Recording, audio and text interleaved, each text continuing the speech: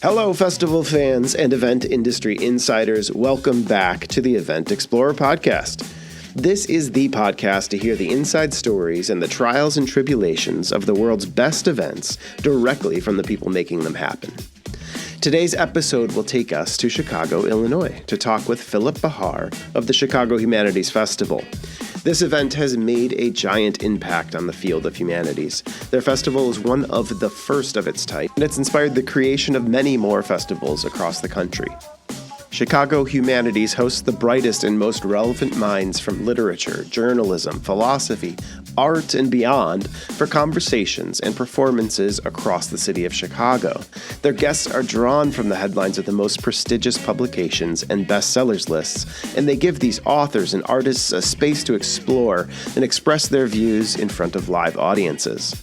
This is something many of our lives are missing, true discussion of our current moment and the impact of decisions made at the highest levels as well as at street level.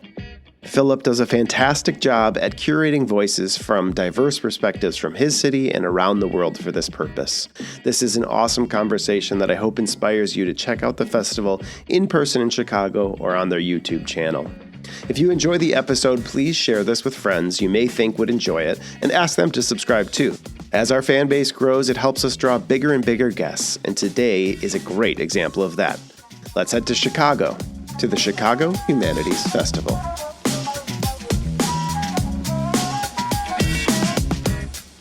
Welcome to today's episode. Today, we are honored to host Phillip Bahar, the Executive Director of Chicago Humanities and the Chicago Humanities Festival.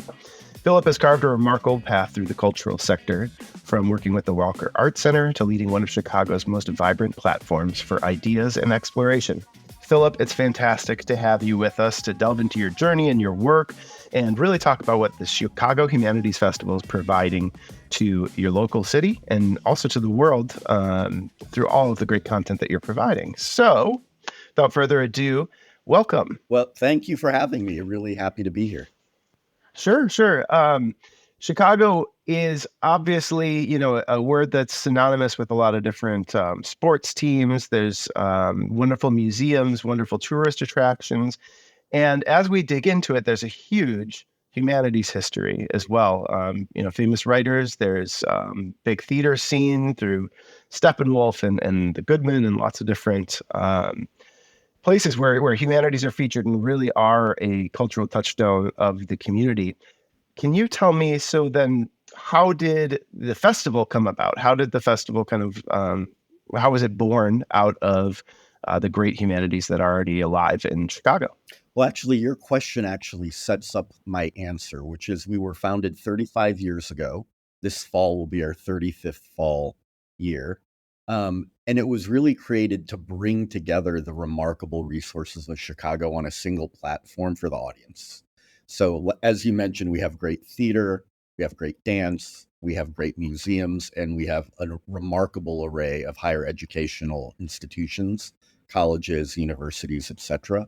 And the idea of Chicago Humanities, it grew out of what had been the Illinois Humanities Council, which is the association with the NEH nationally, as just a single day project of let's bring a bunch of humanities program to our audiences.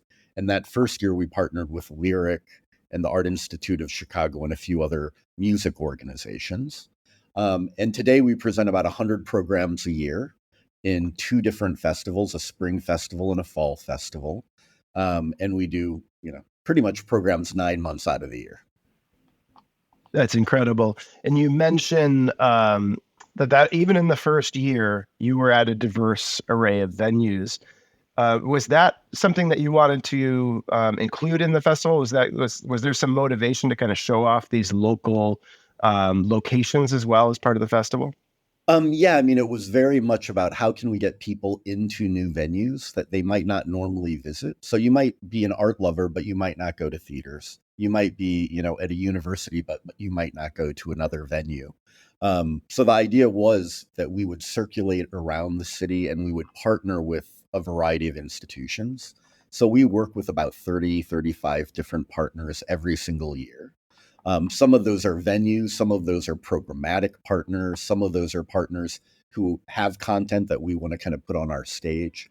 So we have a really an amazing array of partners here in Chicago.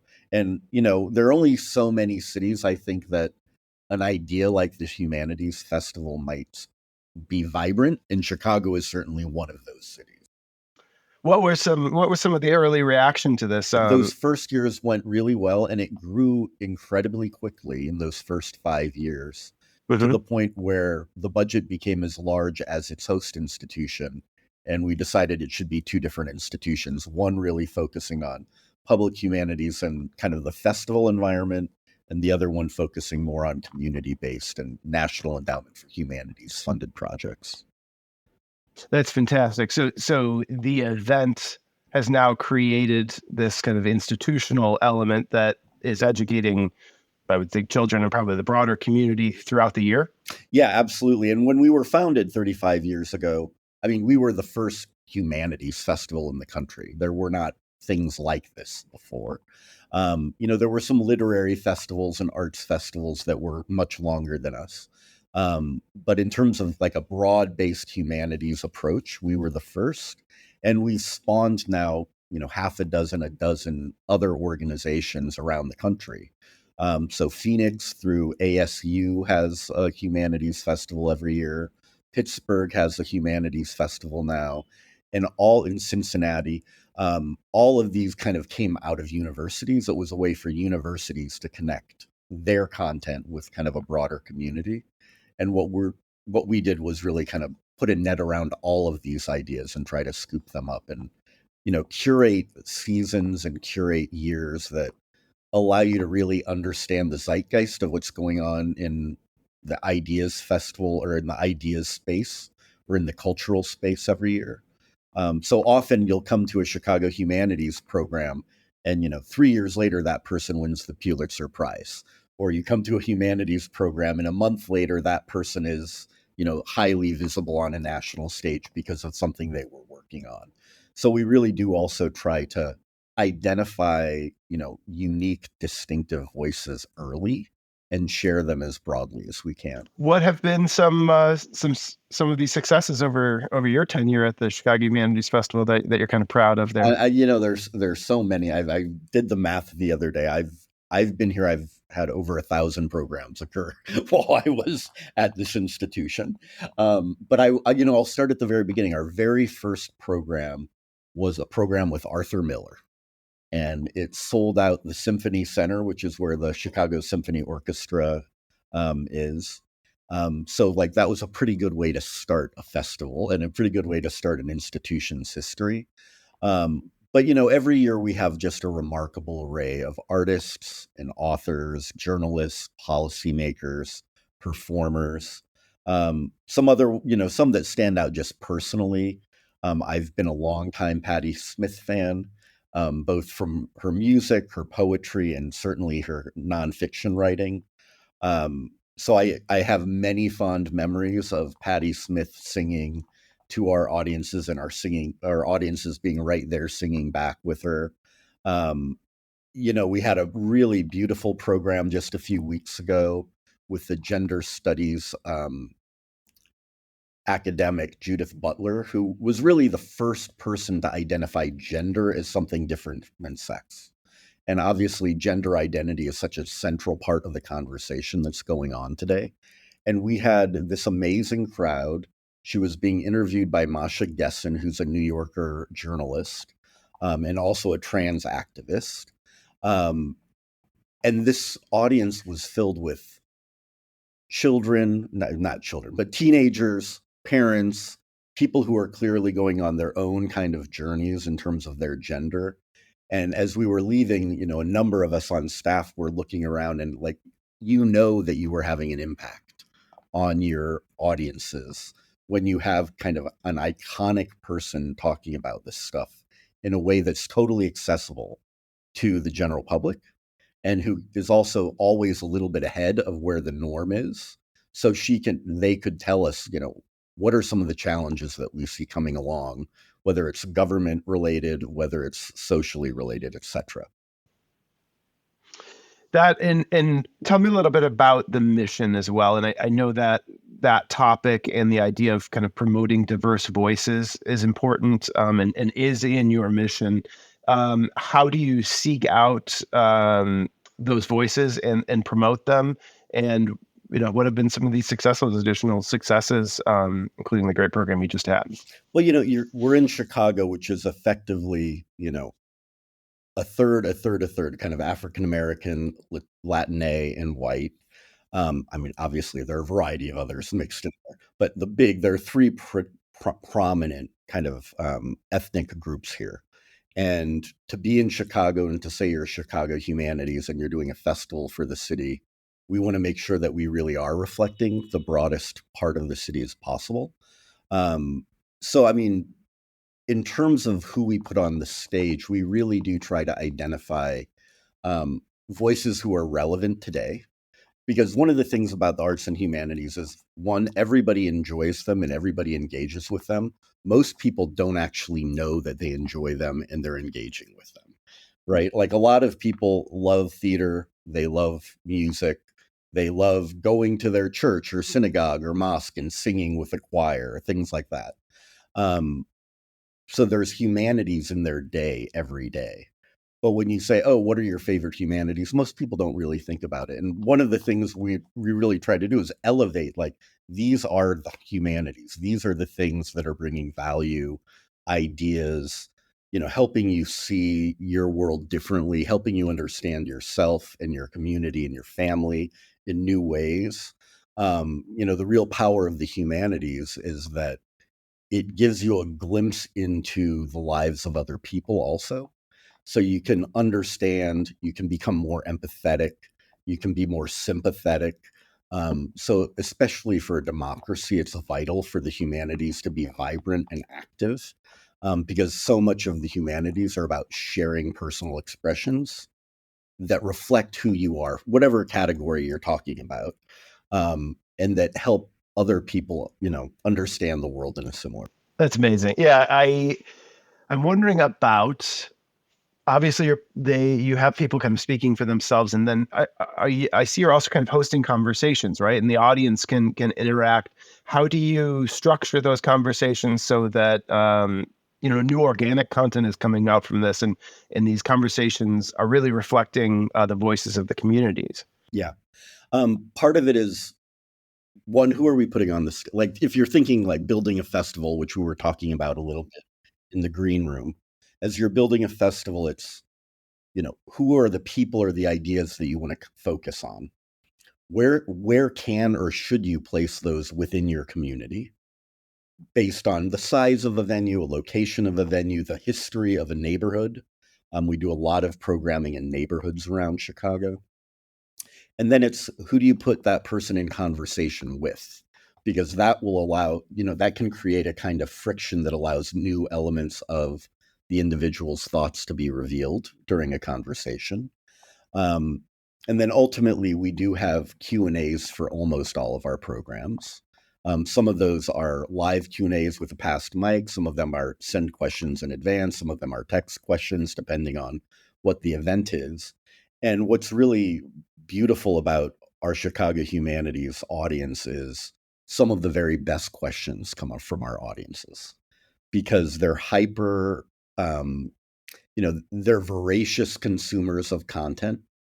They care about whatever category of the humanities that they're exploring that day.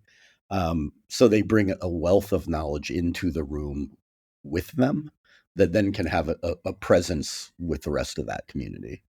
Um, the other thing we really try to do frequently, especially with our members, is create social moments in between programs, before or after programs, so that you can have this really meaningful conversation, heady, and then you can go into another space and be more casual and kind of absorb, reflect on, and share what your insights were from that discussion with other people that maybe you know or you don't know.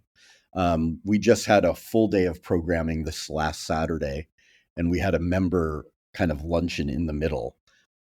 And at the end of that luncheon, there were multiple tables where the people had never met each other before. but they were having deep, long conversations inspired by what they had just experienced. So it's a beautiful community builder, and that's really, I think, what the arts and humanities at their heart are about, um, is building community and building understanding.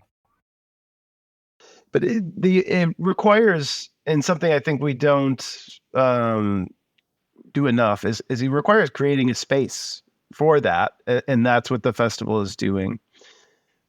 So kudos to you and the team. And speaking of the team and the work that they do and building the festival, as you said, can you tell me a little bit about planning? And yeah, I know you mentioned trying to stay on the cutting edge. So I imagine there are people kind of always looking for content, always trying to make those connections, always bugging last year's guest for this year's content. Maybe lean into this year's spring festival. How did the programming come about? When did you start working on it this year? We start working on programming usually about a year out. Um, but it's also a fast moving space, and we've got two festivals. So while we're doing one festival, we're planning the next festival. So there's kind of a lot of ideas that get mixed together along the way. But it's about a year long process, year to 6 months.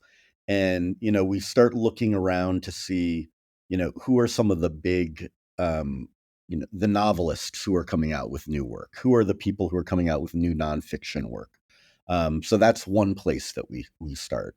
We also have really deep relationships with a variety of universities in the area, especially Northwestern, University of Chicago, University of Illinois Chicago, and Illinois Tech, where we'll have a day of programming on these campuses throughout the course of the year. So we also go to them and say, what are some of the interesting things that are happening in your university, in the broader field? What kind of research is happening right now that is relevant to our audiences? So we bring in new voices that way. We'll occasionally have outside guest curators come in. So we have an artist in residence who's going to be coming in this coming fall, who will help us program a full day of kind of arts related activities down in Pilsen, actually. Um, so there's so many different places that we get ideas from. We also have a really active board. We have a really well-read, well-informed team here. So people just continually throw ideas into the hat for the programmers to be thinking about. So one of the really great things about having a board and staff who are super engaged themselves, is all of these ideas get bounced around. And as I was saying, we're all here because we're a geek about something. I was a geek about the visual arts and performing arts. We have other people who are performers and they're a geek about theater. We have a lot of poets on staff, so they're a geek about writing. So we're all geeks about some aspect of the arts and humanities. So all of those ideas come together in this kind of boiling um, cauldron of ideas, and that's where we kind of pick stuff from. So your geekdom brought you to Chicago Humanities a little bit. Can you tell me about your personal journey and how that took you to running an event? Yeah, sure. Sure. When I was a kid, I grew up in the Midwest in a mid-sized city, Omaha, Nebraska. There weren't a lot of arts activities for me to engage with, but there was a solid museum and there was a nice gallery kind of residency space. So I began getting introduced there, but early on, um, I got introduced to Salvador Dali, surrealism, and it took me down a rabbit hole of books and learning and reading myself. Um, and pretty much by the time I was in middle school, I knew I wanted to be engaged somehow in the arts and humanities. And I went off to college and I have an art history degree and psychology degree. While I was there, I continued to do kind of internships or, semester long projects in this space. Left and I worked in some art galleries out in Seattle for a few years. And then I decided I really want to elevate and kind of figure out fully how I want to engage with this work. And I went back and I got a master's in arts management. And that was really what I would consider kind of my official start to my career. And I worked with a number of performing arts organizations and then a few different large contemporary art museums that you had mentioned, the Walker. I also worked at the Museum of Contemporary Art here in Chicago. So I've always been surrounded and I've always wanted to be surrounded by this kind of work.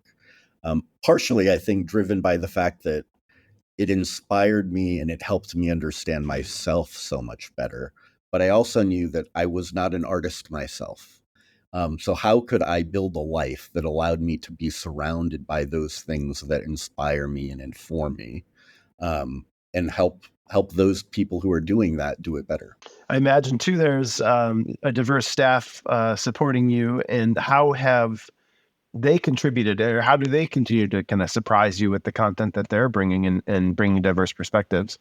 Absolutely. Every year there are events that I hear who it is, and I'm like, I have no idea who that is. And then I start reading them, and I'm like, oh, this sounds interesting. And then you start diving in deeper, and you're like, wow, this is one of my favorite new people. So, that happens all the time. You can't possibly put together 100 programs as an institution and somebody actually knows about all 100 programs. Like, it takes this kind of mix of skills and a mix of ideas, to identify this stuff. And part of it is also, that diversity allows us to attract different people out in the community to be our audiences and our members and our supporters. um, I was curious about that. How do you market the festival? I imagine that with 100 events, you're making a lot of noise, great noise, but you have to continually advertise and bring people in. You're competing as much as you're a proponent of, you're also competing with some absolutely. very large institutions that do amazing work in Chicago. Mhm. So what does it look like, the promotion and marketing effort that Chicago Humanities puts out? Um, you know, we talk about the festival aspect of what we do. So, just to talk a bit more about how the festival is structured in our spring and fall, there are certain days where like the entire day is programmed from 9 or 10 or 11 a.m. until 7 or 8 p.m. And there might be 6 or 12 events that happen on a single day. And that's what we really think of kind of as the festival experience, right? You'll come in the morning, maybe there'll be a couple serious conversations, maybe then there's a performance, and then there's some other conversations to end the day. Maybe it's a humor program. People can kind of find their path through those days. So each of those days has a very distinct character. We just recently had a day at the Chicago History Museum that was almost exclusively focused on American history and politics, past and present, and Black creativity through the performing arts, through dance, through literature. So, there were these kind of two paths that were together. You don't have to go on one or the other. Some people bounce across both. But we try to kind of create a way for you, if you really want to dive deep, that you could go to two programs in a row and they're additive to each other, or they complement each other in a meaningful way. So that's kind of how we set up our hubs throughout a festival, and we'll have 4 or 5 of those. And many of those kind of bounce around different neighborhoods. Um, so upcoming, we're going to be in Bridgeport, which is kind of the southwest part of the city, down by White Sox Stadium. Um, and that was an area where literally the idea of organizing, community organizing, originated in this neighborhood. So we have Bakari Sellers, who's a former House representative, coming in and talking about politics. We have a history of activism in Chicago. That'll be a whole program. And then we have programs on prison reform and the impact of incarceration on people's lives. So again, we found a location. We had some key ideas we wanted to explore. And then how can we piece them together so that collectively they're more powerful than each individual event? And I don't know that I actually answered your question. I got distracted with the hub day thing. But No, that's how we that's think. fabulous. And it's yeah, creating that space and then taking the message to the space, or building it organically from and being inspired by the city really makes this authentically Chicago. There are Chicago voices that are rising from this and then and able to gain prominence and a platform from it, which in today's day and age may be a little bit more difficult for the humanities. There's a lot of the humanities may be something, although I'd be interested in your definition of digital humanities, or, social media and the humanities, but I would guess in some of these long form writers and this serious thought that, needs a lot of explanation and depth to it, that they need platforms and they need new platforms. It's a really nice thing that you record and put out a lot of this content for free for, on YouTube and on your channels, so that people can access it, because it's such important content, and it's a lot of it is conversation. So it isn't something that someone's polishing up and posting and it's perfect. It really is real people's voices, and real inspired conversations. I would be curious about that. How now with 10 years on in this particular, really focused just on humanities as a field, how do you see this integrating into the future? How do you see the use of digital media in what Chicago Humanities provides, and what kind of the reaction has been in the community? I obviously it's grown. Now we have humanities festivals all over the country. So what have you seen as the need? How have our modern times kind of affected the journey of the festival? Before I answer that, I want to go back to the note that you just said about conversations. Almost all of our programs are conversations. I mean, we have lectures, we have performance, but it really is grounded in the notion of dialogue. And one, in a world that we live in today, dialogue and real dialogue is harder and harder to find. And two, I think that being in a room when there's a legitimate conversation going on has a visceral thing that sometimes in our digital world we forget about. You feel the energy of a room when you're in a really dynamic conversation. You feel the energy of the people sitting next to you who aren't even speaking come into that room in a really powerful way.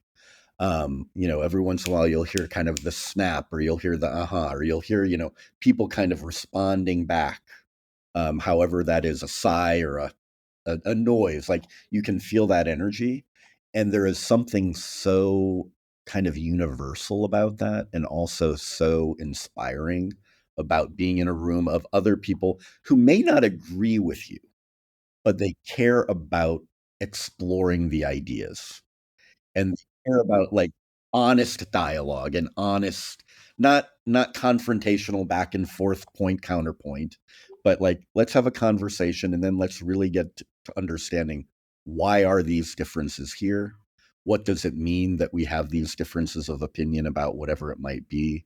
And I'm not trying to make this about politics. I'm not referring to politics, actually, but it certainly applies to politics in our contemporary moment. I had a conversation on a previous episode talking about chamber music and the idea of musical expression in a small space, and composers' freedom in that, and the musicians' love of playing for themselves in that moment, or being able to express. Not they're still playing a written piece, and the idea of a great writer, author, speaker playing their instrument, which in a conversation is slight, is improvisation. So they're playing their intelligence and their voice as an instrument, and you're giving them the space for that, is a really beautiful notion, I think, and something that people aren't going to get unless they get in that room. And especially that spark. You can imagine the hairs on the back of your neck, or your arm standing up, being literally enlightened, kind of in the moment. So, I mean, we are very much committed to continuing active in-person experiences to create those opportunities, to create opportunities for people to come together collectively in space around Chicago. Because Chicago really is a city of neighborhoods. It's kind of a stereotype of what Chicago is. And once you're in your neighborhood, you can kind of comfortably be there and not go anywhere else. Not because you don't want to, but just because it's easy. You got everything you need there, right? And what I think people really appreciate about when we have a festival that moves around the town is it takes them to neighborhoods that maybe they have never been to. It takes them to neighborhoods that maybe they haven't been to in a long time. And in addition to that, some of the programming will directly be relevant to that place. So not only are you having kind of this visceral, I'm going back to a place I've seen before, but you're learning about it in a new way. Something we've done a number of times, and there's this great historian actually who really started out during COVID on TikTok, a TikTok historian, Dilla Thomas. And he has a tour that he does around different neighborhoods of the city where you get on the bus and you drive around and you stop and you get out and you look at a sculpture and he tells you the story of this entire community through 4 or 5 locations. Might be a sculpture, might be a building, might be a street, whatever it is. And those are the things where, you're giving people history about their own city that they probably don't know, or history about a neighborhood that they vaguely know, but they don't really know why it evolved that way. So those are just some of the other kind of in-person type things that we love. That said, like you said, we have a very robust YouTube channel, Chicago Humanities YouTube channel. We have over 1,000 programs up over there. And thousands and tens of thousands and sometimes hundreds of thousands of people are seeing programs that might have been for 200 or 1,000 people in person, but it's extending the voice of that individual. And it's extending it, frankly, well beyond Chicago, because once you're on the internet, you're everywhere. So it's nice to know that the work that you're doing has this kind of long tail impact that continues to move out. At one point, and I don't think it's true anymore, but one of our top 10 programs was on the history of Neanderthals. Now, why that ended up being one of our most highly attended programs, I don't quite know. But it clearly hit a nerve or got circulated amongst people in a certain way. And that was an academic who was doing serious research, and it spread his word really broadly. Obviously, we're on social. We're on Instagram and Facebook most prominently, but we still have X and a little bit of TikTok, not a lot of TikTok. And for us, that's both the marketing thing, which is that where your question had begun, go to where the people are, but it's also a great way to extend the programs, whether it's a short 2-minute clip that gets shared out, whether it's an interview behind the scenes with somebody before they even arrive. So I think it was last spring, we had Rainn Wilson, the actor from The Office. And he wrote a book actually about spirituality. He went through a moment of real spiritual awakening. So he did a little bit of a conversation in advance of the full conversation for our social media group just to get them engaged. So, I mean, I'd say the marketing, other than the stories that we're telling, we're in the same marketing places that you would expect most to be. We do radio, we do podcast advertising, we do digital, we do social, we do direct mail. Email's probably our strongest marketing tool. We have a really strong base, going back 5-10 years of people who love what we do. I imagine there's a loyal fan base in the Chicago area for what you're providing as well.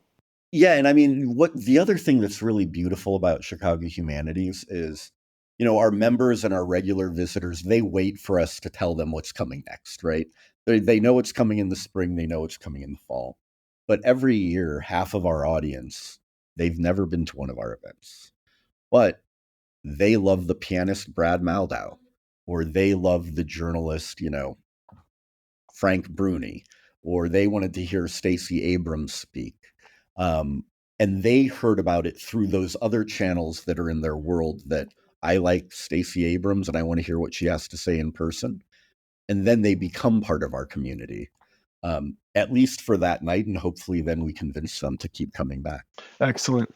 Well, I want to thank you for talking with me today. I think the conversation will be really interesting, and I hope it provokes people to check out first the digital content and then think about coming, because what you're describing is really an experience, not to deride, a music festival where a band will play their hits, but these are organic conversations, inspired, brand new kind of thoughts coming out, and to be in the room with that really does sound pretty magic. Can you just give a quick? I know you're in planning. You're in that 6-month window now for fall 2024. And finishing up a little bit of the spring season too. Can you just give us a little high level view of what you got going on over the spring and summer and into the fall? Sure. I think by the time this airs, I think we'll probably still have 15 or 20 events to go in our season. And the biggest one will be on May 18th. We're going to be at Illinois Tech on the South Side in Bronzeville in Chicago. And we have a full day of programming really looking at politics and the visual arts and performing arts. So on the political side, we have people like George Stephanopoulos. We have the former White House spokesperson Jen Psaki. We have the academic Ruha Benjamin. And then we also have just remarkable performers. Marina Abramovich, the iconic performance artist. A local artist who's well more than local now, Hebrew Brantley, who kind of started as a graffiti artist and has exploded into a multidisciplinary producer. The wonderful urban designer Walter Hood, who deals with landscape building and really thinks about like, what does our lived space do to us? How can we make sure that when we build spaces, they're welcoming, they're engaging, and not they don't alienate you from each other, which is frankly, a lot of the history of American building is like, hey, let's create a subsection and you're going to be out in the suburbs and no one will see you.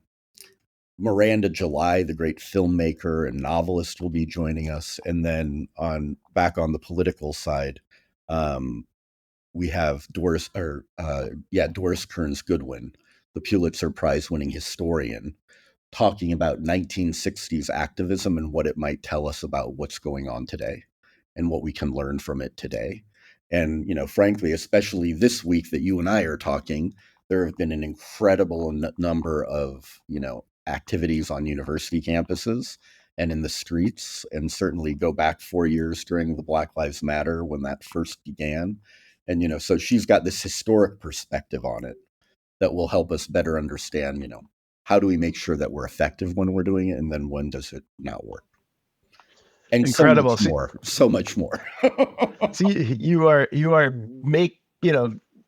the zeitgeist is hot off the presses, straight from the cut from you guys, out into the rest of the world. And I think you're an important part of the conversation. You can just see the impact on the Chicago kind of intellectual society and the arts that you're having.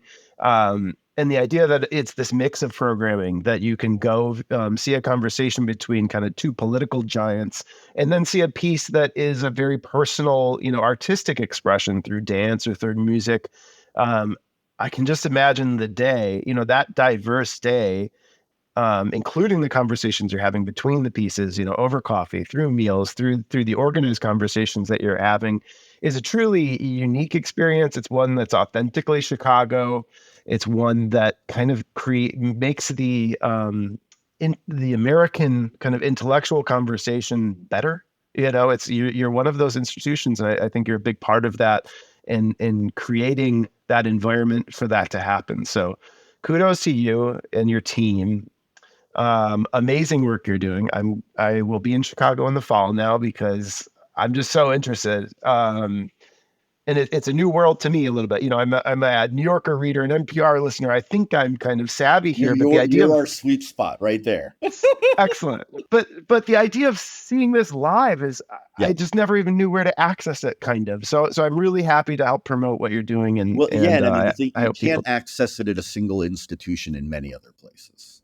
Sure. Most institutions are single focused institutions, and we are an omnivorous institution that way. And even to that point, it doesn't feel like you have, there's less agenda. You really want the conversation to happen. You can go see a speaker speak, but they're promoting a book or they're, this or that. Yeah. Well, and I mean, going back to something earlier about like the diversity of the programming and the different viewpoints, et cetera, I sometimes say to the programmers or other people I'm speaking to that if I don't dislike at least one program every year, we're not doing our job. Like, there should be things that either I'm not interested in just because that's not my space, that's not something I'm interested in personally, or that actually shake me to the core of your belief system has to evolve, right? Like, these are the things that have a real impact on us.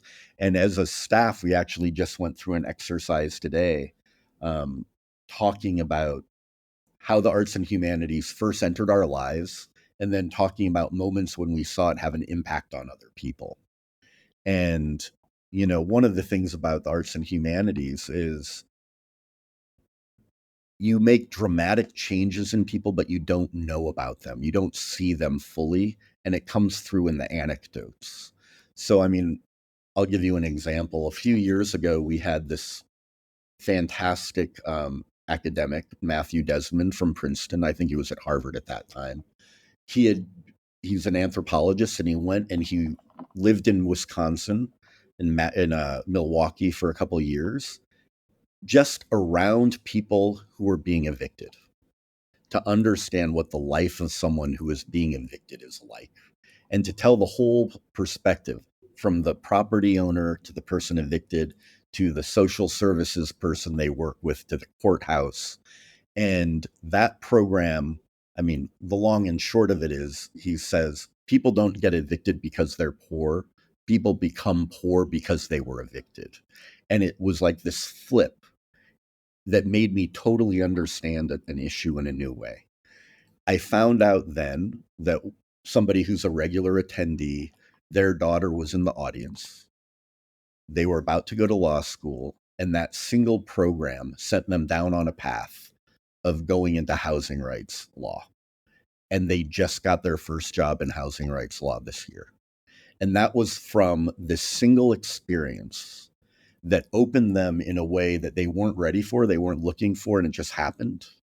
And there are so many of those stories. And I'm getting goosebumps talking about one. And if I tell you, like 3 hours ago, there were 20 of those in a conversation we just had as a staff. And that's the beauty of what I think our institution does, or any institution that kind of elevates voices that might not be heard otherwise, and that introduces people to kind of, be curious, be creative, connect to your community. These are some of the ways that you can do that the most effectively. Incredible. Well, you are creating the route, for these moments to happen. So thank you so much for the conversation. We could talk for hours. I just think it's, there's so many great stories and so much great history that you've created. So in the fall, you'll come, we'll do a full production for a week down here. And you can do a bunch of events. Sounds great. Well, and hopefully there's a bunch of event explorers coming with me and learning so much through these and just having a great time. So sounds great. Phillip, thanks so much. Thank you. Well, thank you for spreading the word.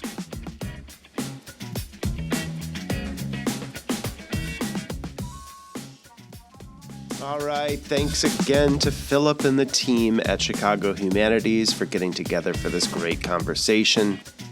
It's staggering to think of the impact their work has had. The field of humanities is better for it, and so are our lives, to be enriched with these incredible, intelligent dialogues that they're creating. Well, I highly recommend checking out the Chicago Humanities YouTube page as well. They have talks from all these great minds and newsmakers. There's definitely something for everyone there. And thank you to listening to this episode. Please be sure to subscribe to the show and feel free to share with anyone you think will enjoy it.